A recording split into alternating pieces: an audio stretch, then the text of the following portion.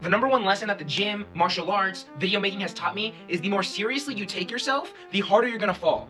If you're afraid of looking stupid, you've already lost, man. You're not gonna make any progress. At one point, you are gonna look stupid. At one point, you're gonna look silly. At one point, you're gonna fail. And you just have to accept that because failure is the price of progress. Now, it's okay to identify with what you love, right? I love the gym. I love martial arts. That defines me in a lot of ways. But I also know that it's a goofy thing. These are leisure activities. I choose to spar. I choose to lift weights. You know, it's not war. This is not the most serious thing that anyone has ever done in the entire world.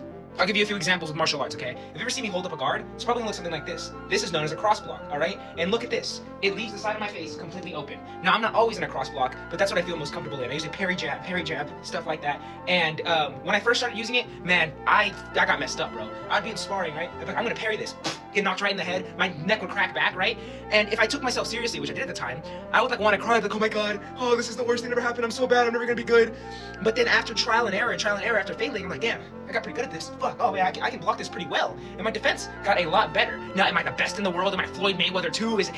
Did fucking everyone watch out for me? No. But am I better than what I was? Yes. And I only started making that exponential progress when I didn't care. I didn't like focus on the mistakes. I was like, damn, that happened. I'm gonna get better. You gotta realize everyone who's ever good at anything sucked at the beginning, and they probably embarrassed themselves a lot, right? I mean, think of any bodybuilder. They didn't just come in and start like curling 80-pound dumbbells looking amazing. No, they probably started with like 10-pound dumbbells, like throwing up the weight, doing it completely wrong, and that's how we all start with the majority of things.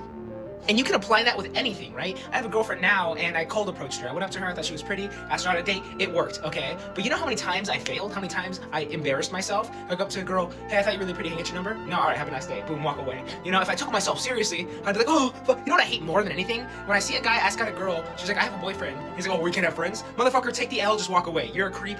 It's Jover, bro, it's Jover. Because when you take yourself seriously, you have this ego about you, and that will just be your downfall. And I've noticed that a lot in today's day of age. I just feel like I've taken away a lot of people's kryptonite against me, right? People see me lifting like, oh, he's fat and small, you know? Okay, I'm trying to get better. You know, people see me in martial arts, oh, his head movement's terrible, his striking is terrible. Okay, well, I'm trying to get better. And since I have that mindset that I'm always trying to get better, it doesn't bother me if someone calls me trash.